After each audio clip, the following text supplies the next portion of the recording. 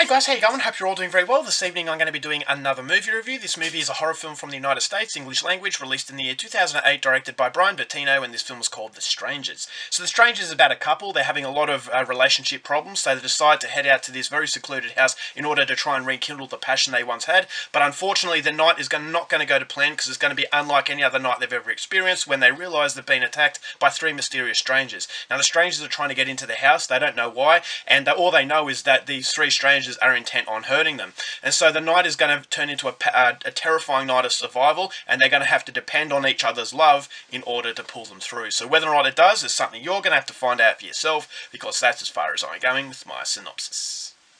Now my thoughts on The Strangers. You're probably asking yourself, why am I leaving this so late to review? Is that this is a movie that came out a long time ago and everyone was talking about it, but I never really reviewed it. And the reason is because it just went, I didn't really notice that I hadn't reviewed it. Is that I really like this film, but for some reason I just never got around to it. But because The Strangers Prey at Night has just come out on DVD, I purchased that today. I'm planning on doing a review of that film, so I thought, why not do a review of The Strangers? As I said, this is one of my favourite home invasion films, and I think it's a very effective film in what it was trying to do. But there are problems that I'll go into a little bit later. But what I liked about the movie is that it's a very situational horror film, meaning that it's a movie that relies on its horror set pieces. This is a very entertaining film because you can put yourself into the shoes of these characters and actually go with them on their fight for survival. Is that these three mysterious strangers, you don't know why they're there, and doesn't really explain that, and that can be more terrifying, is that maybe they're just complete psychos. And so when they're trying to get into the house, this couple is trying to repel the attacks, and I thought, okay, this is very absorbing. It's a game of cat and mouse. What's going to happen?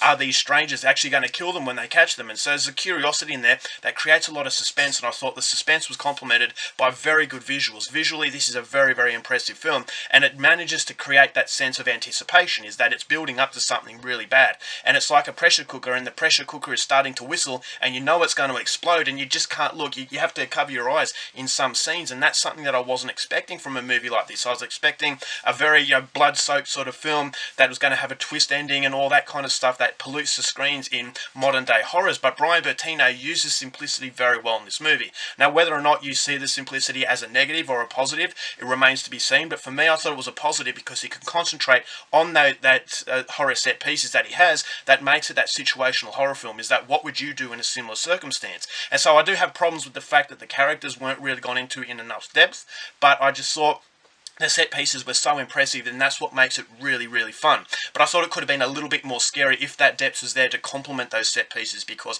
I thought as though if that had a platform to really jump off, this could have been an absolute masterpiece. But it does prevent itself from being a masterpiece. But I just thought, okay, this reminded me of the French film Them, where Them wasn't so much about the blood and gore. This is a movie about the anticipation of violence, and that anticipation allows you to create that imagination, the monster inside your head, and the monster is basically outside of this house, and so it's them versus the good guys versus the bad guy, and who's going to win. So there's no complexity to the issue that these characters are facing, which is, as I said, it really works in its favour because it does have a lot of clarity in its thought processes. And so Liv Tyler and Scott Speedman, I thought the chemistry was there. They were having relationship problems, and so it does give you insight into these people. But my only problem with the characters is that it's not enough. It's not enough to really root for the people. As I said, it's the situation, putting yourself into their shoes as opposed to actually caring for them. And so if you actually cared for them, if they were very good people and they felt like people that you could befriend, or felt like family members, then these situational sort of events that happen in this movie would have been a lot scarier.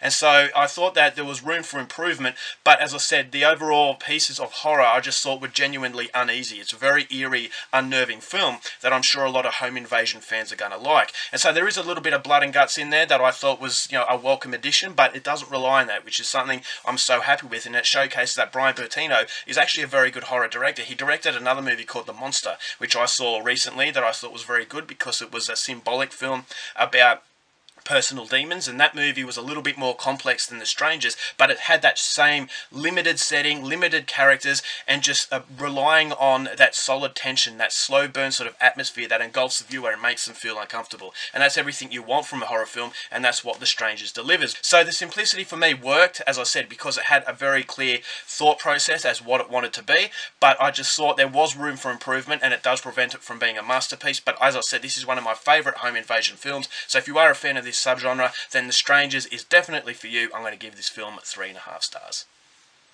Alright guys, that's it for my review. Hope you enjoyed it. Till next, thank you for watching videos, and I'll see you later. Bye.